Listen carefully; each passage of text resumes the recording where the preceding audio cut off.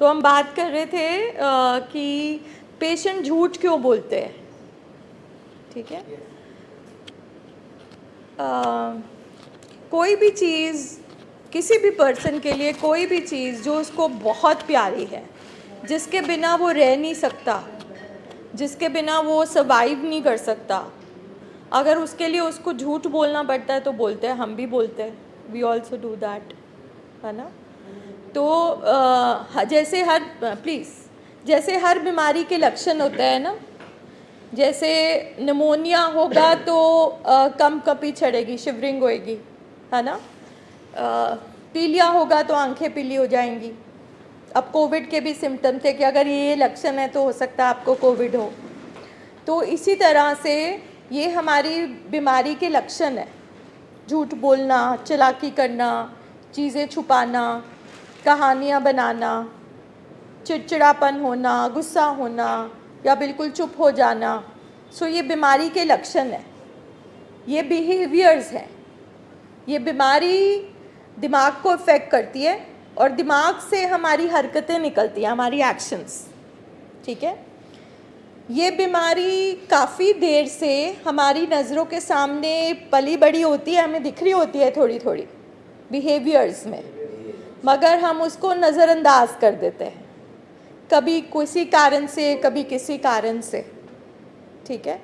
तो यहाँ पे हम चलो आज बीमारी के डायनामिक्स ही डिस्कस करते हैं कि बीमारी का नेचर क्या है ना। बीमारी का नेचर मतलब ये कैसे होती है, क्या कारण होते हैं, क्या क्या इसके एस्पेक्ट्स हैं। तो ये बीमारी के लक्षण जो हैं, झूठ बोलना, वो पेशेंट में भी है और फैमिली में है। नहीं नहीं इतनी नहीं करता, नहीं नहीं ये तो पी के चुप रहता है, मारता नहीं है, नहीं नहीं इसकी तो बीवी छोड़ के चली गई है इसलिए करता है ना। मिनिमाइज़ करते हैं, मैक्सिमाइज़ करते हैं चीज़ें। सो किसी कारण से इसको फैमिली डिजीज़ बोलते हैं ना, कि ये एक इकलौती बीमारी है जिसमें परिवार भी इक्वली बीमार हो जाता है। तो अगर झूठ का लक्षण पेशेंट में है तो झूठ का उधर भी है। जैसे मेरा था डिनाइल, मेरा झूठ कि सबके हस्बैंड अल्कोहलिक हो सकते हैं, मेरा हस्बैंड नहीं हो सकता। क्यों? क्योंकि वो मेरा हस्बैंड है, वो यूनिक है, वो स्पेशल है। सबका, जैसे मैं कहूँ कि सबका जॉन्डिस अलग, मेरे हस्बैंड का जॉन्डिस अलग किस्म का है। तो ये हमारे डिनाइल होते हैं। अच्छा, पेशेंट ऐसा क्यों लग रहा है, कोई आपका रिलेटिव कह दे, कुछ कह दे कि ये ठीक नहीं लग रहा, नहीं नहीं आज ना बड़े थके हुए हैं, ये इसलिए सो गए, इनकी ना शुगर फॉल कर गई इसलिए चक्कर आ रहे हैं, चल नहीं पा रहे हैं। तो ये जो झूठ है ये हमारे में भी है। और क्या क्या होता है बीमारी में नीरू मैम? बीमारी का पढ़ते हैं ना, हाँ। बीमारी में एग्रेशन है,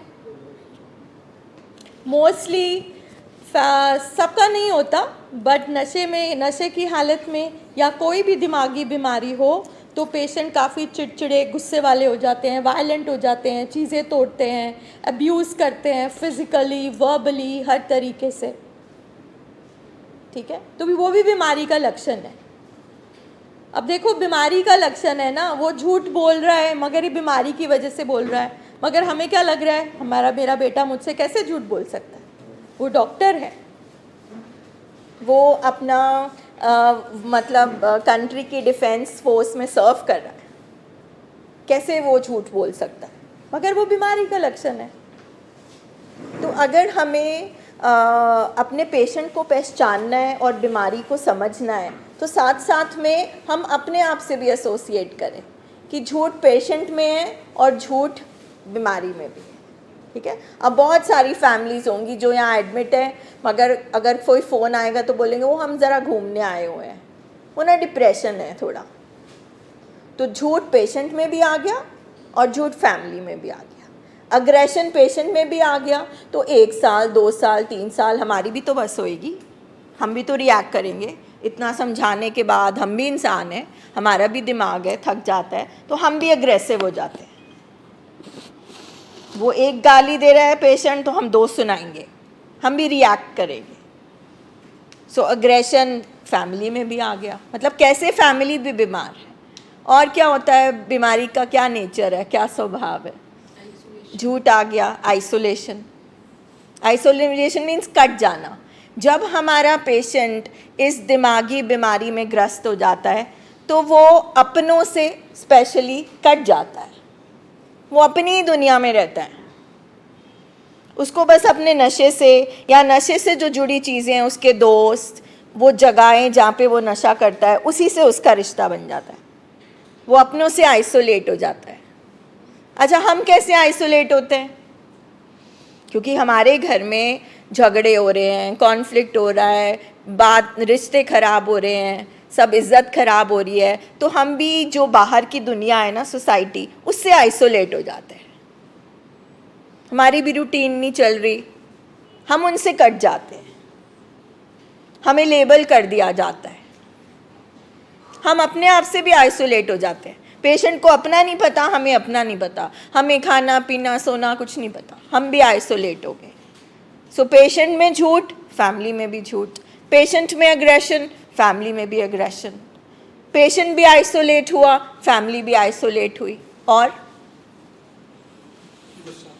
गुस्सा, गुस्सा वही एग्रेशन में आ गया, गुस्सा।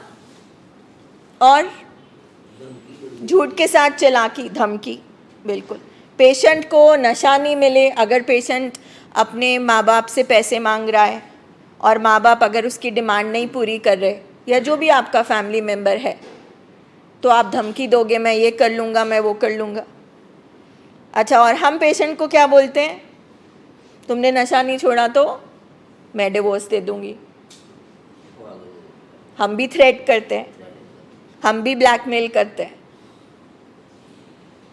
अच्छा, हम पेशेंट से पूछते हैं तुम नशा करके आए हो ना, तो वो एक स्टोरी सुनाता है हमें, ठीक है, वो स्टोरी सुनाता है। और अब वो स्टोरी हम नहीं भी मान रहे हैं, मगर हमने अगर अपने पेशेंट को बचाना है तो हम वही स्टोरी किसी और को सुना देते हैं, ठीक है। तो बीमारी बेवकूफ़ बना रही है पेशेंट को, पेशेंट बेवकूफ़ बना रहा है हमको। तो पेशेंट भी बेवकूफ़, हम भी बेवकूफ़। सत श्री अकाल सर।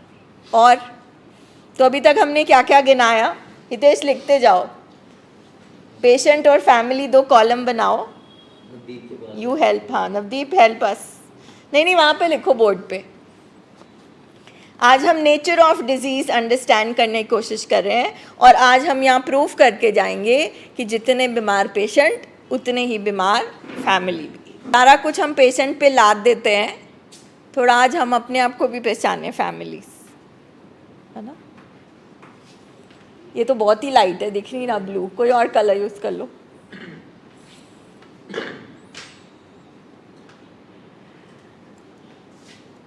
और हमारे व्यूअर्स जो वॉच कर रहे हैं वो भी कुछ लिख कर भेज सकते हैं, विल ऐड इट।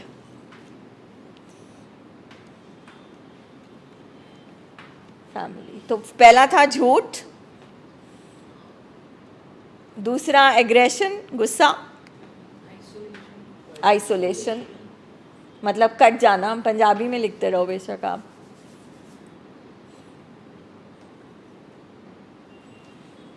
मतलब कहने की बात है कि है तो हम सारे इंसान, ठीक है, वहाँ मत देखिए, हम ये डिस्कस कर चुके हैं तो हम सारे इंसान ना। अगर हमारे पेशेंट का बीपी बढ़ सकता है तो हमारा भी बढ़ सकता है, हमारा भी शरीर है, हमारा भी ब्रेन है। हाँ, गुस्सा, आइसोलेशन, थ्रेट करना, कहानियाँ बनाना, चालाकियाँ करना।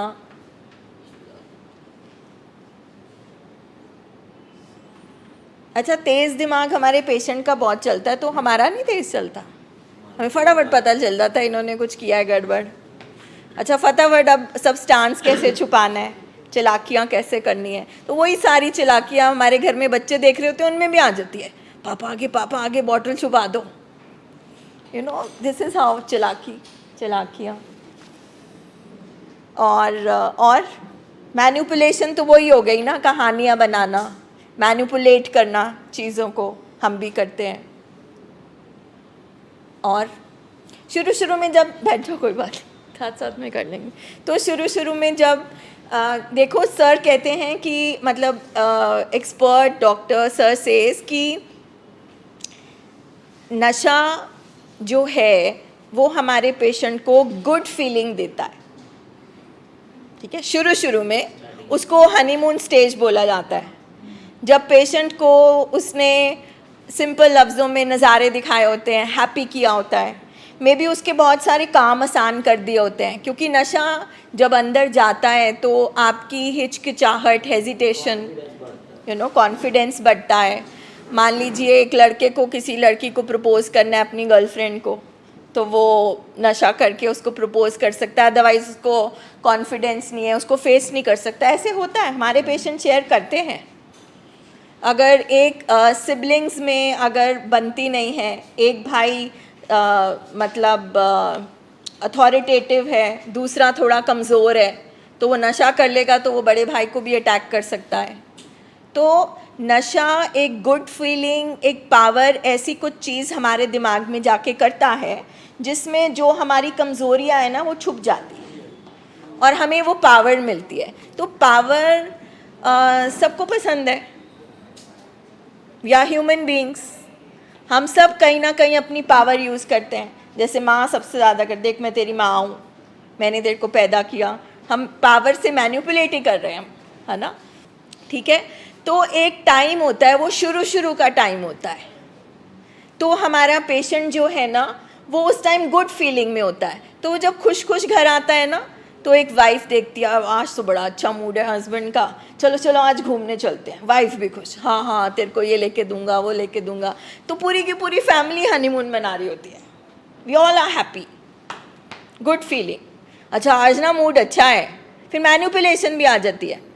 अगर अंदर नशा नहीं गया हो तो आप छोटी सी डिमांड करो तो आगे से झिड़के, और अगर मूड अच्छा है, हाँ हाँ क्यों नहीं अभी जाके लाते हैं, तो फैमिली को भी मैनिपुलेट करना आ जाता है। बच्चे भी अच्छा आज ना पापा का मूड अच्छा लग रहा है, चलो आज कुछ भी मांग लो। तो बहती गंगा में हाथ हमने भी धोए होते हैं। सो जो एक पीरियड होता है हनीमून, जब सारा मतलब हनीमून स्टेज इसलिए कहते हैं क्योंकि उस टाइम नशे के नेगेटिव इफेक्ट्स नहीं आए होते,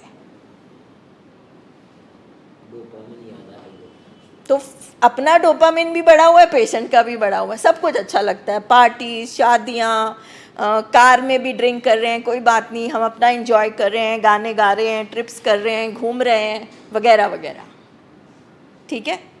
अब आहिस्ता आहिस्ता बीमारी अपनी रूप दिखाने शुरू हो जाती है। अब हम देख रहे हैं वो गुड फीलिंग से पेशेंट के अंदर नशा जा रहा है मगर उसको मज़ा नहीं आ रहा, तो उसकी क्वांटिटी बढ़ जाती है। अब क्वांटिटी बढ़ती है, जाहिर है वो अनकॉन्शियस सा लगेगा कि ये सो गया, ये हो गया, तो थोड़ा थोड़ा फैमिली भी रूठना शुरू कर देती है उससे, उसका भी थोड़ा मज़ा किरकिरा होने लगता है।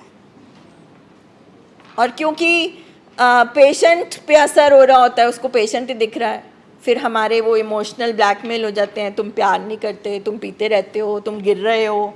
तो थोड़ा थोड़ा जब ये सब चीज़ें होने लगती हैं, ठीक है, और अंदर बीमारी प्ले कर रही होती है, पेशेंट को जहाँ पे एक पैग से मज़ा आ जाता था या एक गोली से मज़ा आ जाता था, अब उसको 5-6 पे भी मज़ा नहीं आ रहा, तो उसकी क्वांटिटी बढ़ जाती है। ये अंडरस्टैंड करना, आप इससे अपनी जर्नी को रिलेट करो, ठीक है।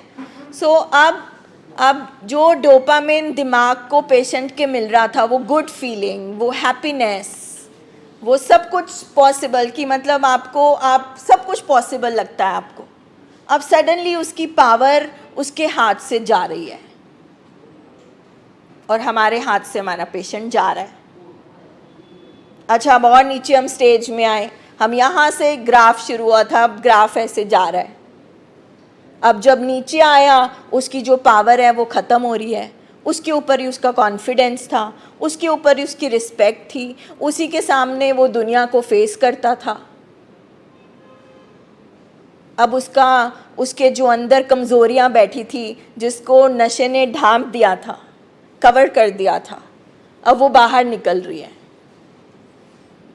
उसी तरह से अब हमारी गुड फीलिंग ख़त्म होगी, हमारे भी कैरेक्टर फ्लॉज निकल रहे हैं।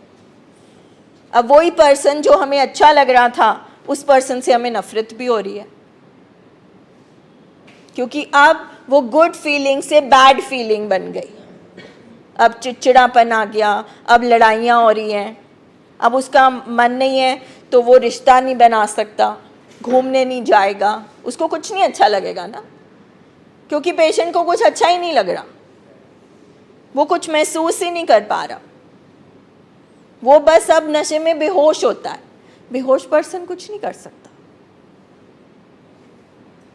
और सेम चीज़ हमारे उसमें भी आ जाती है,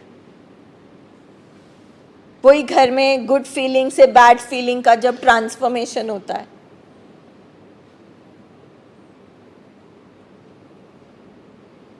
तो ये साथ साथ चल रही होती है। ये बीमारी की फितरत है, बीमारी उसके अंदर मतलब खेल खेल रही है और वो हमारे साथ खेल खेल रहा है। बट दोनों ही सूरतों में जीत बीमारी रही है, ना पेशेंट जीत रहा है ना फैमिली जीत रही है। ये डिजीज ऑफ एसोसिएशन है, मतलब हम कह रहे हैं कि बीमारी कितनी तरह की है। बीमारी बायो है, शरीर को ख़त्म कर रही है, पेशेंट के शरीर को, अच्छा फैमिली के शरीर को। अगर फैमिली नींद नहीं आएगी तो वो बीमार नहीं होएगी। फैमिली का सिर दर्द, कई फैमिली मेम्बर्स को ब्लड प्रेशर की प्रॉब्लम, किसी को माइग्रेन प्रॉब्लम, अगर वो 24 घंटे पेशेंट के साथ रहेंगे तो अपना ध्यान भी नहीं रख सकते। तो शरीर तो फैमिली का भी खराब हो रहा होता है। तो इधर झूठ, इस साइड भी झूठ, इधर चालाकी, इधर भी चालाकी, इधर गुस्सा, इधर भी गुस्सा, इधर शरीर खराब हो रहा है, इधर भी शरीर खराब हो रहा है। अच्छा, जैसे पेशेंट का दिमाग चल रहा है, अब वो सुबह जो उठता है पेशेंट, उसको कितनी प्लानिंग करनी पड़ती है, यहाँ से पैसे आएंगे, यहाँ से नशा आएगा, कैसे करूँ, कैसे चालाकी करूँ। और हमारा पूरा ध्यान हमारे पेशेंट में होता है, हमारे में भी उतना ही फियर, उतनी इनसिक्योरिटी। वो उसके बिना नहीं सो पाता, हम उसके बिना नहीं सो पाते। हमारी जो सोचें हैं, हमारी भी सोचें नेगेटिव आ जाती है। कोई टेलीफोन की घंटी बजे, कोई दरवाजे की घंटी बजे, कहीं पे हम ड्राइव पे जा रहे हैं, कहीं पार्टी में जा रहे हैं, पता है कि वहाँ क्या होना है। हमारा भी दिमाग बायो साइको, हमारे भी नेगेटिव हो जाते हैं, हमारे बिहेवियर्स भी ठीक नहीं रहते।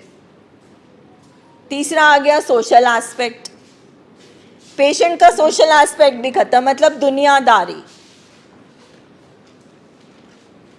हमारी भी रिश्ते टूटने लगते हैं। अब जाहिर है पेशेंट नशा करेगा, जो दिमागी बीमारी का होगा वो नॉर्मल हरकतें तो नहीं करेगा। तो जब वो हम अपने और हमारे रिश्तेदारों से, दोस्तों से, सोसाइटी में, शादी ब्याह में, कहीं पे भी कोई ऐसी एक्शन करता है तो उसके रिश्ते टूटते जाएंगे। उसके टूटेंगे तो हमारे तो जुड़ नहीं सकते, हमारे रिश्तों पर भी इफ़ेक्ट होएगा। अच्छा, ये सब जब चीज़ें होती हैं तो नुकसान बहुत होते हैं। किसी का कोर्ट केस हो जाता है, किसी का झगड़ा हो जाता है, किसी को पुलिस ले जाती है, किसी का एक्सीडेंट हो जाता है। और नशों में आप पार्टीज कर रहे हो, कुछ भी कर रहे हो, मतलब हर तरीके से पैसा जा रहा होता है। सोशों में सारा आ गया ना, आपकी दुनियादारी, आपका पैसा। और सबसे बड़ी बात, इज्जत तो में कोई नहीं देता। सो ना पेशेंट की इज्जत रह जाती है, ना फैमिली की इज्जत रह जाती है। स्पेशली जो घर की लेडीज़ होती हैं, स्पेशली जो यंग लेडीज़ होती हैं घर की, जैसी हमारी सोसाइटी है, अगर लेबल लग जाए कि इसका हस्बैंड अल्कोहलिक है तो वो सोसाइटी उसको देखती है इजीली अवेलेबल, किसके साथ आप फ्लर्ट भी कर सकते हो। हाँ जी, हाँ जी, बिल्कुल ठीक बात है, मैं उसी पे आ रही हूँ। हाँ जी, मैं उसी पे आ रही हूँ। मतलब हम बता रहे हैं कि किस तरह से पेशेंट और फैमिली दोनों को बीमारी अटैक करती है। हाँ, बिल्कुल ठीक कह रहे हो। बहुत सारी लेडीज़ हैं, बहुत सारी मतलब लड़कियाँ, बड़ी उम्र की औरतें, क्योंकि बीमारी है, किसी को भी हो सकती है। तो इसमें स्टेटस सिंबल की बात नहीं है, ये बीमारी है। ये अब हमारे अंदर की कोई घाट है जो हम नशे में पूरी करते हैं। तो घाट लड़के में भी हो सकती है, घाट लड़की में भी हो सकती है। मगर दोनों ही सूरतों में इज्जत जाती है, लेडीज़ की ज़्यादा जाती है, बिकॉज मेन नशा करे इट्स ओके, बट लेडीज़ करें चाहे वो बीमार हो, चाहे वो हमारा जब दिमागी बीमारी होती जिसमें नशा नहीं होता तो दिमाग कई बार इस तरह से हो जाता है कि उसमें पेशेंट नशा कर लेती है लड़की, तो उसको एडिक्शन की बीमारी नहीं होती है, मगर वो बीमारी एडिक्शन को ले आती है। कोई भी मतलब जो भी चीज़ में जिस हस्बैंड का दिमाग खराब होगा या वो खुद होगा वो ही करेगा ना। तो जो भी चीज़ों में ये डिजीज़ का हमें डायनामिक समझने की कोशिश हम कर रहे हैं। सो बायो साइको सोशियो डिजीज़ है ये। और आपके दिमाग में कोई आ रहे बताओ, ये डिजीज़ ऑफ एसोसिएशन है, जैसे डिजीज़ ऑफ झूठ बोलना, मैनिपुलेट करना, डिजीज़ ऑफ एसोसिएशन। अगर पेशेंट ने फलाना जगह पे नशा किया हो तो उसका रिश्ता बन जाता है उस जगह से। वैसे ही हमारा माइंड प्ले करता है। अगर हम सब अपने बचपन के स्कूल में चले जाएं तो क्या होगा वहाँ जाके? मेमोरीज। अच्छा ये कैंटीन थी, हम यहाँ बैठते थे, यहाँ ये करते थे। उसी तरह से पेशेंट के दिमाग में भी वो स्टोर हुई है चीज़ जो कहते हैं सर फाइल्स। अब कितना मुश्किल है पेशेंट के लिए भी निकलना। अब अगर हमें कोई बोले कि हम अच्छे दिन गुड फीलिंग वाले डेज भूल जाएं, नॉट पॉसिबल। हम अपने वो स्कूल डेज भूल जाएं, नॉट पॉसिबल। तो ये डिजीज ऑफ एसोसिएशन भी है। सो ये अगर WHO ने इसको एज फैमिली डिजीज क्वालिफाई किया है, एक्सप्लेन किया है, तो किसी कारण से किया है ना, कि जितना पेशेंट बीमार है उतना ही फैमिली भी बीमार हो चुकी है।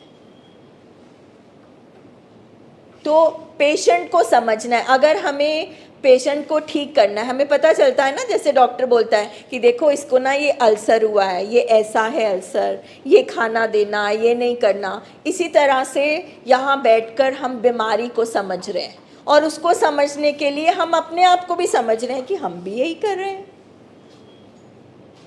हम भी तो यही कर रहे हैं। हम फैमिली बोलती है कुछ कर दो कि बस इसको नशे की याद ना आए, और जब हम फैमिली को बोलते हैं कि आपका पेशेंट हर्मिटेज जा रहा है या इसे छोड़ दो, हाय हाय वो अकेला कैसे रहेगा। हम भी नहीं छोड़ रहे, हम अपने नशे को नहीं छोड़ रहे, वो अपने नशे को नहीं छोड़ रहे। तो जब आप नहीं छोड़ सकते तो उसे कैसे बोल रहे हो छोड़ने के लिए? वो अपने नशे से दूर जा रहा है तो वो तड़प रहा है, हमारे नशे से हम दूर जा रहे हैं तो हम तड़प रहे हैं, है ना मम्मी जी?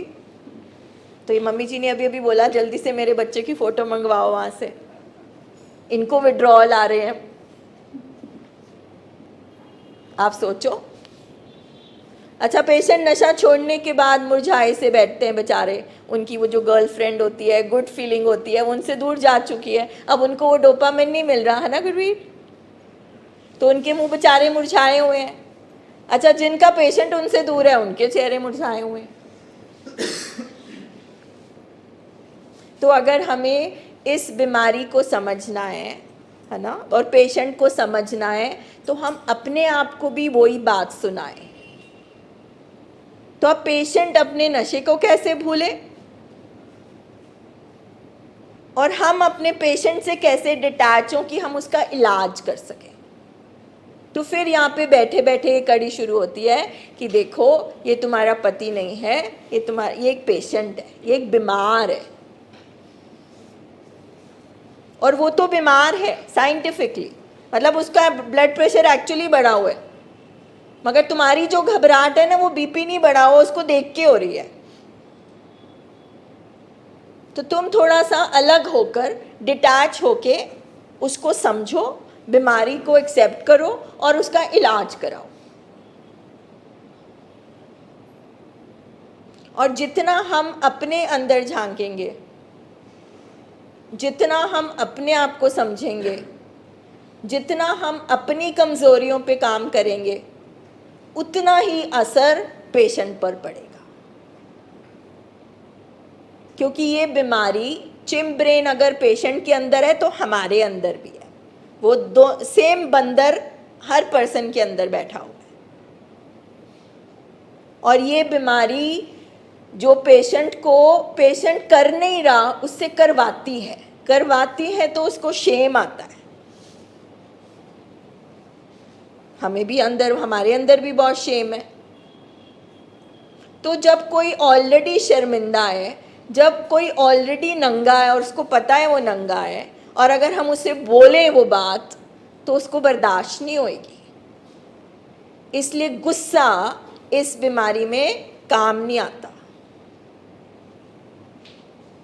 जब भी तभी कहते हैं प्रोवोकिंग नहीं करनी है, क्योंकि वो तो ऑलरेडी फंसा हुआ है, उसको बीमारी प्रेशराइज कर रही है, यहाँ से हम प्रेशराइज कर रहे हैं,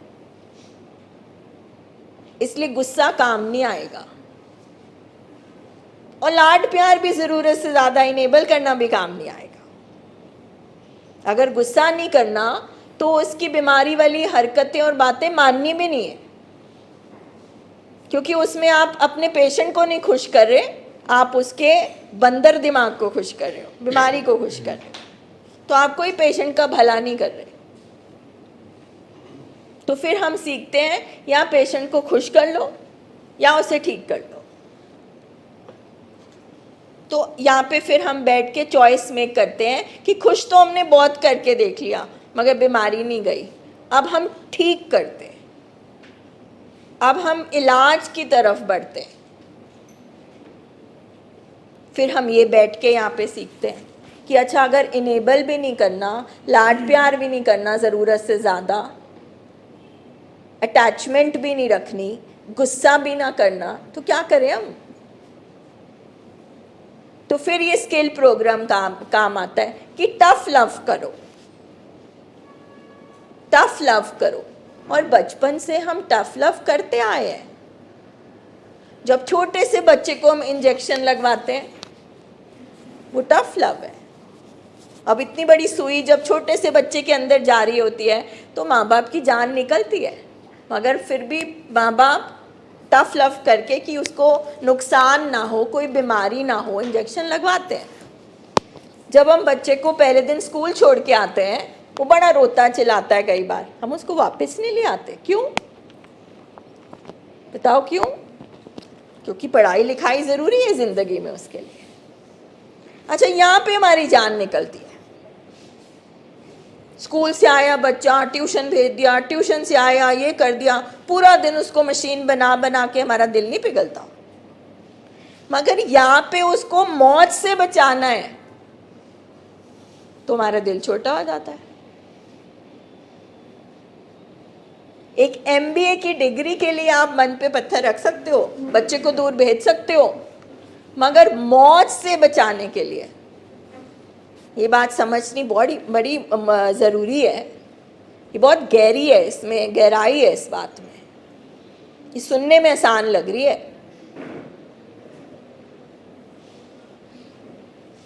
कितनी बार दिल पे पत्थर रख के हमने बच्चे को बहुत कुछ करने दिया है, पेशेंट को बहुत कुछ करने दिया है। अब जब उसकी जान पे आई, हाँ मैम, अब जब उसकी जान पे आई है तो आप बोल रहे हैं उसकी मर्जी नहीं है रहने की। भाई हम कह रहे हैं उसकी मर्जी, बीमार है। तो अगर फैमिली ऐसे करती है तो फैमिली का मतलब क्या है? फिर व्हाट इज फैमिली? फिर आप किस हक से बोलते हो मुझे मेरे पेशेंट को ठीक करना है? मैं अपने पेशेंट से प्यार करती हूँ, ये प्यार नहीं है। कितनी सारी चीजें आपने उसके विश के अगेंस्ट हम करते हैं, मगर जहां पे उसकी जिंदगी अटक गई आके, सिर्फ उसकी क्या, हमारी भी, जहां पे वो मौत और जिंदगी से लड़ रहा है वहां पे हमने उसको छोड़ दिया।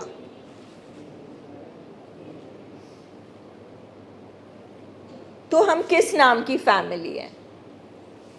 अच्छा, हम उसको छोड़ते क्यों हैं बताओ? क्यों हम पेशेंट के खिलाफ जाके उसका इलाज नहीं कर सकते? बताओ, कारण बताओ, क्या क्या कारण है? नहीं नहीं ये ना रहना नहीं चाहता, नहीं नहीं ये जाना नहीं चाहता, नहीं नहीं ये दवाई नहीं खाना चाहता, नहीं नहीं ये नहीं समझ रहा, और डॉक्टर बोल रहा होता है वो नहीं समझेगा भाई, उसके बस की नहीं है। पर आप क्यों नहीं ट्रीटमेंट करा रहे? आपका दिमाग तो चल रहा है। बताओ मुझे, कारण बताओ। हाँ, अगर मेरे पेशेंट ने मुझे धमकी दी कि मैं तेरे को डिवोर्स दे दूंगा अगर तूने मेरा ज़बरदस्ती इलाज कराया, तो अगर मैं डर गई तो मैं किस लिए डरी? कि मुझे डिवोर्स हो जाएगा, मेरा हस्बैंड मेरे पास नहीं आएगा, तो मैंने अपने बारे में सोचा ना। तो इसमें आपने पेशेंट के बारे में क्या सोचा? That means I am a selfish wife.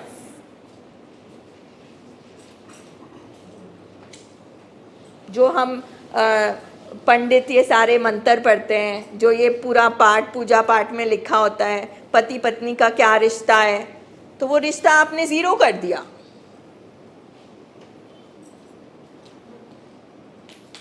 यहाँ बैठ के ही पहचानना पड़ता है। पहले पहले बड़ा धक्का लगता है, अच्छा मैंने तो बहुत प्यार करती हूँ, मैंने तो बड़ी सेवा करी, मैंने तो बहुत कुछ किया, मैंने तो इतना कुछ सेक्रीफाइस किया।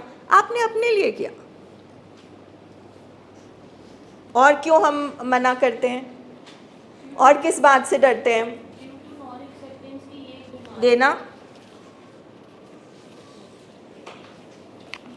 Because we are not accepting कि ये एक बीमारी है। क्यों नहीं हम एक्सेप्ट करते ये बीमारी है? जब डॉक्टर बोलता है, जब इधर बैठ के हम रोज़ बोलते हैं, क्यों नहीं दिल मानता? मैम कहीं ना कहीं फैमिली भी बीमार हो जाती है पेशेंट। नहीं, दैट्स इज ओके, मगर क्यों? वो तो हमें यहाँ बैठ के है ना, सोशल स्टिग्मा, लोग क्या कहेंगे। अब ये बहुत बार होता है, यहाँ से भी छुट्टी होती है, वहाँ से भी छुट्टी होती है, ये कह के, अब जैसे यहाँ से पीछे एक छुट्टी हुई वाइफ ये कह के लेके गई, देखो मेरे मायके वालों को नहीं पता, इसलिए पेशी होनी है, कल मिलना ही मिलना चाहिए इसको, मेरी माँ को। Very good. जिसके साथ अभी पूरी ज़िंदगी बितानी है, वो एक पेशेंट है, उसको विड्रॉल आ रहे हैं जस्ट बिकॉज तुमने माँ के सामने उसको पेश करना है। तो आपने क्या सोचा? आपने पेशेंट का तो नहीं सोचा। फिर आप किस मुंह से बोलते हो हम तो जी इसका इलाज कराने आए, हम तो जी इसको ठीक करने आए। और अगर मैंने ज़बरदस्ती इलाज कराया तो ये मुझसे नफ़रत करने लग जाएगा। स्पेशली एक माँ बोलती है, अगर पूरी उम्र इसने मेरे से बात नहीं करी तो किसको अपनी चिंता है? सिर्फ मुझे मेरी चिंता, हाय मेरा बेटा मुझसे बात नहीं कर रहा। तो इसमें बेटा कहाँ आया?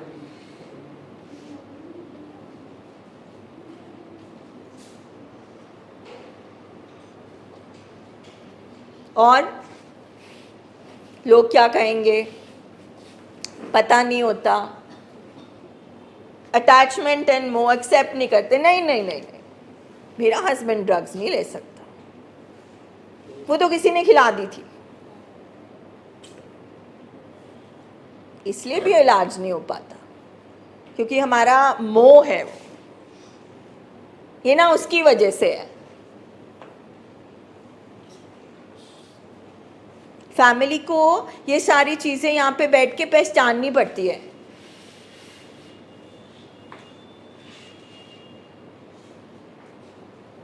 जिसका दिमाग खराब है, जो यहाँ पे 2 मिनट भी टिक नहीं पा रहा, बाहर जाके वो ओवरडोज करेगा, मर जाएगा।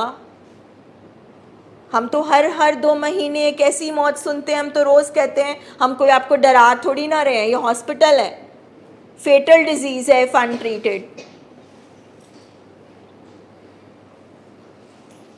अब बहुत दुख होता है, हमारा पेशेंट की जब डेथ होती है, उसने हमारे साथ टाइम बिताया होता है, एक अटैचमेंट, एक रिश्ता बन जाता है। अब फैमिली की बेवकूफ़ी, नहीं अब हम अपनी दवाई कर लें, मतलब इधर भी आप रह लिए, उधर भी रह लिए, आपने बीच में तोड़ दिया, डिनायल आ जाता है। 7 दिन बार बार सुनाते हैं क्योर नहीं है, क्योर नहीं है, क्योर नहीं है, क्योर नहीं है, ख़त्म नहीं होगी, फॉलो अप ज़रूरी है। तो फैमिली को ये पहचानना पड़ता है, ये मानना पड़ता है। हम फैमिली को बहुत तकलीफ़ होती है, ये तोड़ वाला जो दर्द हो रहा है ना, ये पेशेंट के लिए ज़रूरी है, कुछ नहीं होता, इस दर्द से वो मर नहीं जाएगा, दवाइयाँ हैं उसको संभालने के लिए, ड्रिप्स हैं उसका पेट भरने के लिए। नहीं नहीं बड़ा तंग हो रहा है, नहीं नहीं बड़ा परेशान हो रहा है, छुट्टी दे दो। भाई उसका दिमाग खराब है, आपके सामने ही ओवरडोज करके मर जाएगा, फिर कहाँ से लाओगे उसको?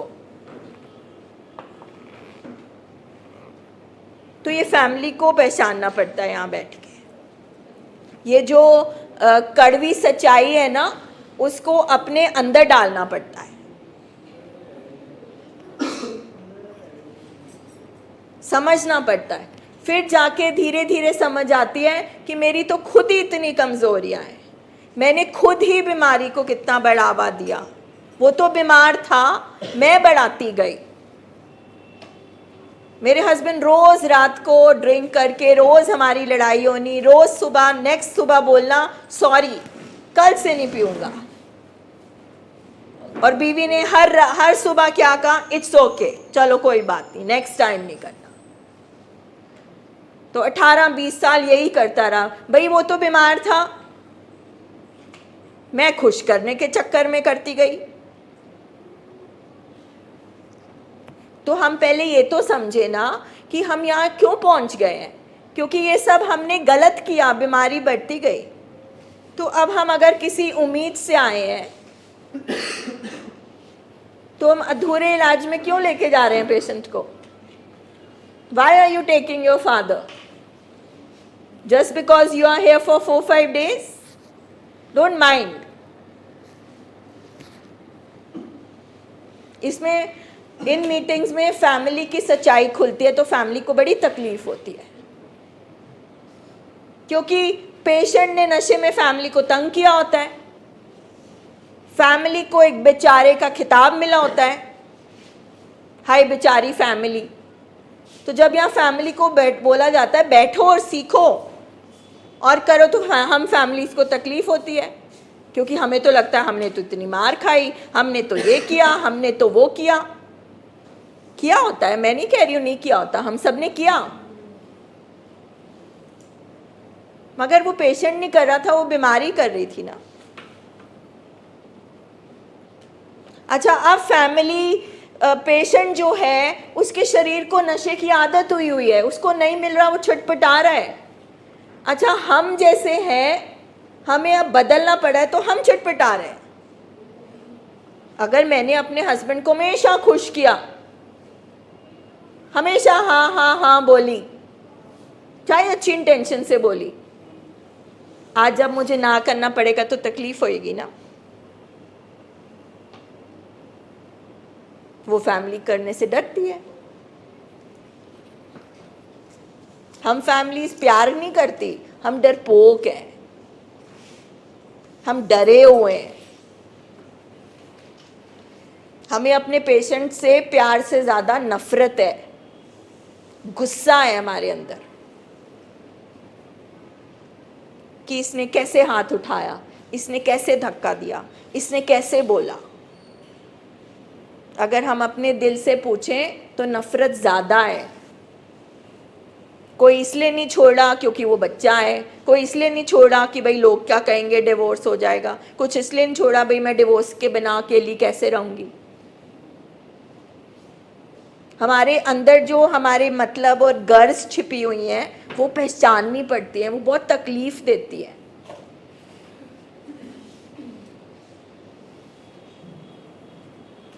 ये सब चीज़ें हम फैमिलीज को यहाँ बैठ के समझनी पड़ती है। तो जब भी हम ये बोलें, जब भी हम छुट्टी लें, जब भी हम डॉक्टर के अगेंस्ट जाएं, जब भी हम पेशेंट का पूरा इलाज नहीं कराएं, तो ये अपने आप से पूछें कि हम ये किसके लिए कर रहे हैं।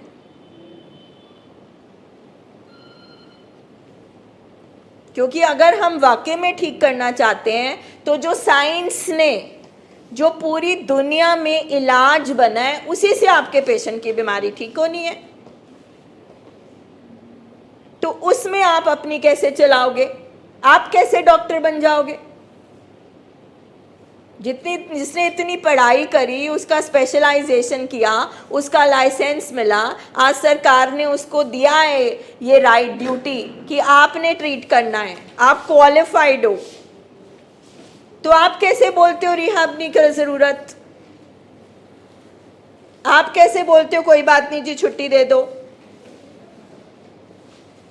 अपनी गर्ज के लिए।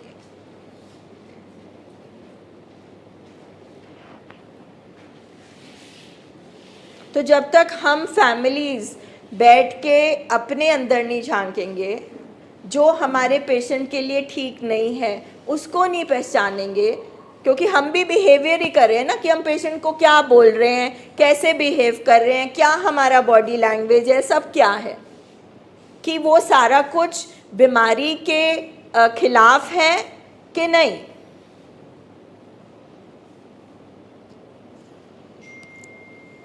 क्योंकि ये डिमांड इलाज की है, ऐसी बातों का शौक नहीं चढ़ा हमें करने का। ये इलाज की डिमांड है। इलाज की डिमांड है कि डिटॉक्स होगा, इलाज की डिमांड है कि थेरेपी करानी पड़ेगी, इलाज की डिमांड है कि माइंड ट्रेनिंग से सीखता है। आप जितने भी यहाँ क्वालिफाइड लोग बैठे हो, आप बिना ट्रेनिंग के बैठे हो। जो टीचर है उसने टीचर की ट्रेनिंग ली, उसको भी एक डिग्री पास करनी पड़ती है। जो इंजीनियर है उसने उसकी डिग्री ली। आपकी ट्रेनिंग नहीं हुई आर्मी ज्वाइन करने से पहले, आप बिना ट्रेनिंग के कर सकते हो। तो जब साइंस कहती है कि जब तक पेशेंट की ट्रेनिंग नहीं हो जाए, उसका माइंड ब्रेन खराब हो चुका है, जब तक हम ट्रेन नहीं करेंगे तो उसको जब तलब आएगी तो वो अपने आप को रोक नहीं पाएगा। तो हम क्या करते हैं, हमने अपने पेशेंट को लड़ने भेज दिया बिना हथियार के। अपाहिज को भेज दिया लड़ने के लिए। सोचो हम मैदान में एक फाइट करने जा रहे हैं सर, और हमारे पास हथियार ही नहीं है। जब तक हमारे पेशेंट वो स्किल नहीं सीखेंगे, जब तक हमारे पेशेंट को वो बल नहीं आएंगे, जब तक वो अपने थॉट्स को नहीं पहचानेंगे, जब तक वो इमोशंस को नहीं पहचानेंगे, वो कैसे करेंगे? आप कर सकते हो घर बैठ के ट्रेन, तो फिर तो आप हर सर्जरी, कैंसर की, सब कुछ घर बैठे बैठे कर सकते। कोई फैमिली बोलती है जी अब हम इनको फल बादाम खिलाएंगे उससे ठीक हो जाएंगे। कैसे? अब हम इनको ना हमेशा नज़रों के सामने रखेंगे। रख सकता है कोई 24 घंटे, पूरा 365 डेज और पूरी उम्र नज़र के सामने? हम इसको घर में ही रखेंगे, इससे अच्छा तो नशा करने तो जिएगा तो नहीं वो पर्सन जिसको आपने घर ही कैद कर दिया, जो दुनिया नहीं जी रहा, जो कमाई नहीं कर रहा, तो उसको तो वैसे ही मार दिया।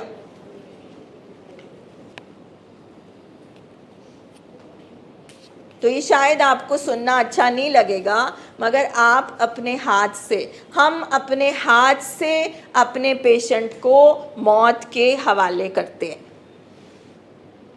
कभी अपनी ईगो की वजह से, कभी अपने नॉन इश्यूज़ की वजह से, कभी अपनी झूठे अहंकार की वजह से, कभी दुनिया के डर से हम अपने पेशेंट को खुद परोस के बीमारी देते हैं। इतनी ज़रूरत है फैमिली को यहाँ बैठने की कि आप हो क्या? नहीं हम अपने पेशेंट को जानते हैं। एक दिन मुझे एक वाइफ कहती मैं तो अपने हस्बैंड पे पीएचडी कर लूँ। मैंने कहा यस आप पीएचडी कर सकते हो, मगर आप डॉक्टर नहीं हो, आप ट्रीट नहीं कर सकते। अब उसका इतना नशा था कि वो अपने हस्बैंड को इतना जानती है, इतना पहचानती है, तो भैया फिर आप हॉस्पिटल क्यों आए, आप घर बैठे बैठे ठीक कर लो। ये फैमिली का नशा बोल रहा है ना, फैमिली की बीमारी बोल रही है। जो फैमिली यहाँ बैठकर नहीं सीखेगी वो अपने पेशेंट को कभी ठीक नहीं कर सकती। ये प्रोसेस है। पहले फैमिली अपनी एडिक्शन को पहचाने, फैमिली अपने कैरेक्टर फ्लॉज को पहचाने, क्योंकि जो फैमिली बीमार हो जाती है ये इस बीमारी में, जो उसकी हालत हो जाती है वो उसके पेशेंट के लिए ठीक नहीं है। ये इलाज की डिमांड है कि अगर आपके अंदर गुस्सा भर गया है तो गुस्से से पेशेंट को और नुकसान होगा। जैसे अगर मुझे इन्फेक्शन है, अगर मुझे कोविड है, तो मैं हाथ लगाऊंगी अपने घर के मेंबर को। पहले मैं क्वारंटीन होंगी, उसके बाद मैं ठीक होंगी, ठीक होने के बाद मैं उसके साथ बैठूंगी। So the same rule applies in this illness also. तो जब बाकी हॉस्पिटल को हॉस्पिटल मानते हैं, बाकी डॉक्टर्स को डॉक्टर्स मानते हैं, बाकी इलाज को इलाज मानते हैं, बाकी प्रिस्क्रिप्शंस को मानते हैं, तो यहां क्यों नहीं?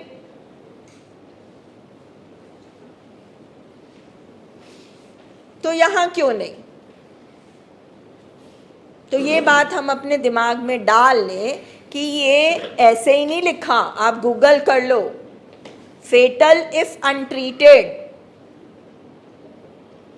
इतनी देर से एक फैमिली को कन्वे किया जा रहा था, ले आओ पेशेंट, ले आओ पेशेंट, ले आओ पेशेंट। अब जब आप लेट हो गए, वो चला गया इस दुनिया से।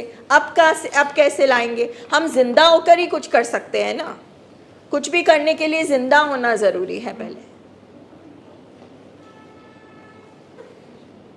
अब एक इकलौता बेटा था, अब रह गए माँ बाप अकेले, अब क्या करेंगे?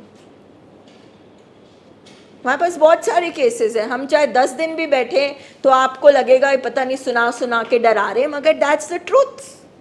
जैसे कैंसर हॉस्पिटल वाला ऑन्कोलॉजिस्ट बोले, इतने सारे कैंसर के पेशेंट मर गए, देखो इतने सारे बीमार हो गए, इतने ट्रीटमेंट फेल हो गए। That's what we are telling. और कारण सुनो कि नहीं नहीं अब दूर है। जब छटपटा रहे थे, जब बच्चा मौत के पास था, तो भागते भागते आ गए और रोज बैठ के यहाँ बोलते हैं मौत के पास ही खड़े हो, मौत के पास ही खड़े हो, कभी भी अटैक कर देगी। इसी तरह से एक बात सुई अटक गई मर्सिडीज कार पे। पेशेंट ने डिमांड कर दी, पैम्पर्ड बच्चा था, कि मर्सिडीज लोगे या पता नहीं कौन सी कार थी जसवीर सर? हाँ, all right, what ever it is, I am bad with the brands. तो मतलब ये ले दोगे तो छोड़ दूंगा।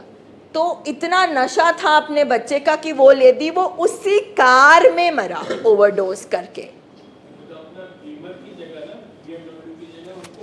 हाँ, देवर टू केसेस। और एक को तो गुस्सा चढ़ा कि दूसरी कार ले दी उसने, नहर में उस कार को ही फेंक दिया।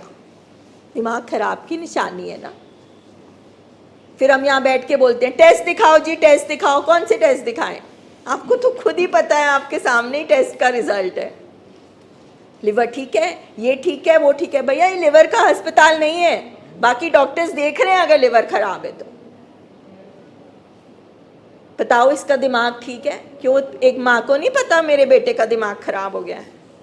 एक बीवी को जब मार खा रही है वो अपने पति से नशे में, उसको पता नहीं उसके पति का दिमाग खराब हो गया है? उसका क्या क्या सबूत चाहिए? ब्रेन डिसऑर्डर का क्या सबूत चाहिए?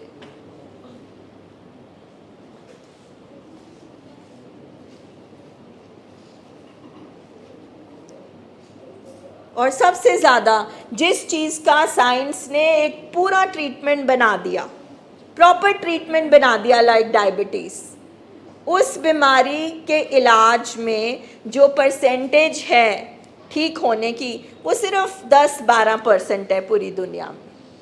सिर्फ 10-12% पेशेंट हमारे बचते हैं। क्यों? बिकॉज ऑफ दिस रीजन कि उनको ट्रीटमेंट नहीं पूरा मिलता। कुछ तो ट्रीटमेंट में पहुंच ही नहीं पाते, कुछ पहुंच के अधूरा कराते हैं, और बहुत कम है जिनको पूरा ट्रीटमेंट में रखा जाता है। तो अगर हम इस हॉस्पिटल में दाखिल हुए हैं तो कम से कम इस ट्रीटमेंट को रिस्पेक्ट तो करें। मानती हूँ मैं हर जगह सही इलाज नहीं होता, there are doctors, mental health system अभी भी पुअर है, एडवांस कंट्रीज में भी बुरा हाल है। आपको प्रॉब्लम आ जाए, मेरी नीस कहती प्रॉब्लम आ जाए 5 महीने बाद अपॉइंटमेंट मिलेगी, या आप अपने पेशेंट को छू नहीं सकते। पेशेंट विलिंग होगा तो, भैया विलिंग तो यहीं से होता है, यही तो उसका खराब है।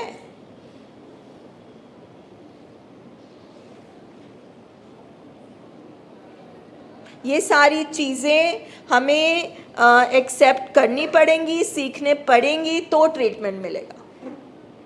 तो उसके बाद हम ऐसे फिर झूठ नहीं बोल सकते, हम तो जी इतने साल से आ रहे हैं, हम तो ये कर रहे हैं। नहीं, कुछ ना कुछ रह गया है, किसी में भी रह जाता है। कई बार डॉक्टर एक सर्जरी करता है, उसको लगता है सब कुछ ठीक हो गया, कई बार उसको दूसरी सर्जरी करनी पड़ती है।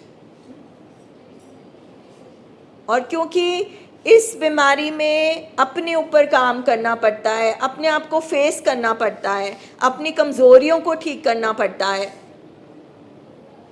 और इसकी हमें समझ नहीं है ना। बचपन से हमें ट्रेनिंग भी नहीं मिलती कि भाई बॉडी की सफाई तो कर सकते हैं, बट ये दिमाग की सफाई कैसे करते हैं, अपने इमोशंस को कैसे एक्सप्रेस करते हैं। सब यही पूछते हैं, तुमने खाना खा लिया, तुमने होमवर्क कर लिया, अच्छा तुम डॉक्टर बनोगे।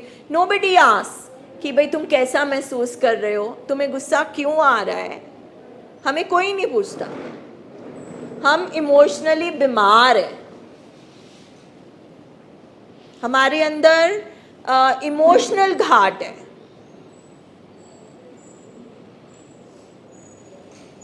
मैं तो कह रही हूँ, हम सारे जो इस हॉस्पिटल में पहुँचते हैं मेरे समेत, हम वो फटे हुए ब्लास्टेड प्रेशर कुकर्स हैं जिनकी सीटी नहीं रिलीज करी गई।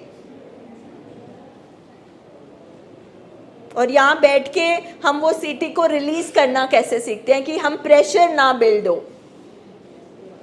कि गुस्सा आए तो कैसे काम करो, जलन आ रही है तो कैसे, थॉट्स तंग कर रहे हैं तो कैसे, इमोशंस तंग कर रहे हैं तो क्या कर सकते हो। 1 मिनट टॉक कर लो, 4 पॉइंट फॉर्मूला यूज़ कर लो, कम्युनिकेट कैसे करते हैं, बाउंड्रीज क्या होती हैं।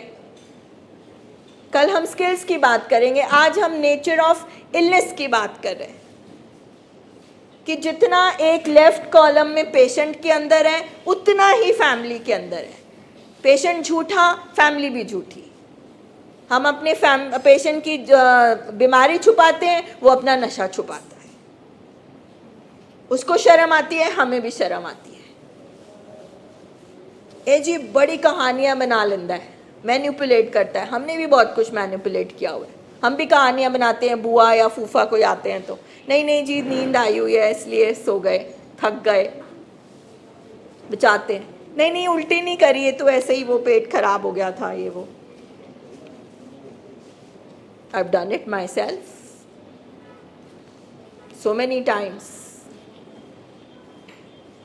तो हम सब इनेबलिंग, प्रोवोकिंग कर करके डिनायल में तब हम स्टेज पे पहुंचते हैं।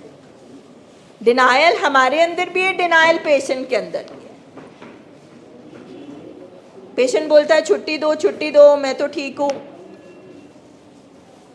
फैमिली को भी अपने पेशेंट की टेंशन हो रही होती है, वो भी थोड़ी थोड़ी देर बाद खाना खा लिया उसने, वहाँ पे सो गया वहाँ पे। तो हमने बोला याद आ रही, नहीं नहीं मैं तो वैसे ही पूछ रही थी। तो ये प्रोसेस ऐसे चलता है साथ साथ में। बल्कि कई चीज़ों में फैमिली हैज़ टू बी, मतलब 2 स्टेप्स अहेड। तो जिस दिन ये सारी हमें बीमारी की चालाकियाँ समझ आ जाएगी ना, और वो हम स्किल सीख लेंगे, तो हम इजीली रिकवरी में जा सकते हैं। ऐसे हम इस बीमारी से नहीं जीत सकते, इस बीमारी से हम लड़ नहीं सकते ऐसे। ये बहुत पावरफुल है। अगर हम गूगल करें, पास्ट में जाएं, कितने सारे किंगडम्स, कितने सारे राजा महाराजा, कितने बड़े राइटर्स, आर्टिस्ट। माइकल जैक्सन, शायद उसका इलाज हो गया होता दिमाग का तो वो जिंदा होता। तो ये दिमागी बीमारियों को एक्सेप्ट करना बहुत ज़रूरी है और इलाज बहुत ज़रूरी है, क्योंकि ये तो हो ही नहीं सकता कि किसी घर में ये बीमारी हो और वो घर प्रोग्रेस करे, बड़े कभी भी नहीं हो सकता। हम जब ऐसे लोगों को सुनते हैं तो हमें लगता है कि अच्छा ये भी बीमार हो सकते हैं। भैया बीमार तो कोई भी हो सकता है। अगर एक स्पोर्ट्स पर्सन जो इतना अच्छा खाना खाता है, एक्सरसाइज कर सकता है, तो युवराज को भी कैंसर हुआ था। अब कोई बोले कि वो तो बड़ा अच्छा खाना खाता है, वो तो क्रिकेटर है, स्पोर्ट्समैन है, उसको कैसा हुआ? बीमारी आपको, मुझे, किसी को भी हो सकती है।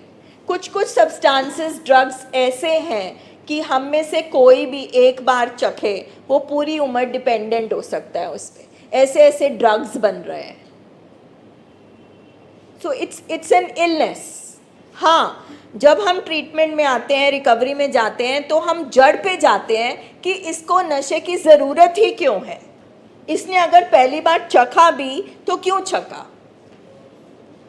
तो जो रिहैबिलिटेशन ट्रेनिंग प्रोग्राम है, थेरेपी है, वो जड़ पे काम करती है कि इसका फोड़ा क्यों बना। चलो फोड़ा बन गया, हमने साफ कर दिया। अब फोड़े की जो इन्फेक्शन है नीचे, वो जो बार बार बनता है, वो क्यों बनता है? कि वो चखे ही ना।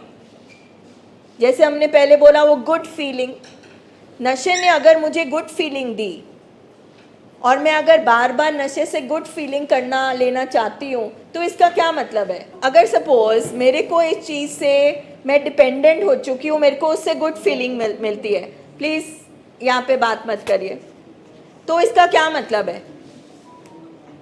कि मैं अंदर से खुश नहीं हूँ। तभी मुझे एक चीज़ से बार बार मिली जाएगी ना। तो जो थेरेपी है वो उस पर वर्क करती है कि जो गुड फीलिंग है, भगवान ने, जिसने भी हमें बनाया, उसने हमें अंदर मैकेनिज्म दिया हुआ है गुड फीलिंग का। तो मैं बाहर क्यों डिपेंडेंट हूँ? So we work on inside. अंदर पे काम किया जाता है, आपके इमोशंस पे, थॉट्स पे। वो है जड़। नशा जड़ नहीं है।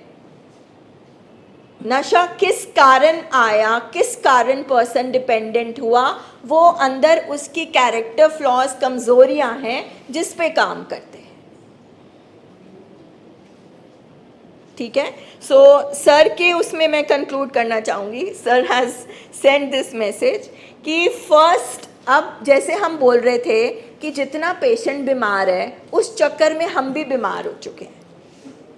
सो सबसे पहले अब किसको ठीक होना पड़ेगा? मगर वो तो पेशेंट है, ठीक किसको होना पड़ेगा? सो सर का मैसेज है, first is taking care of your self.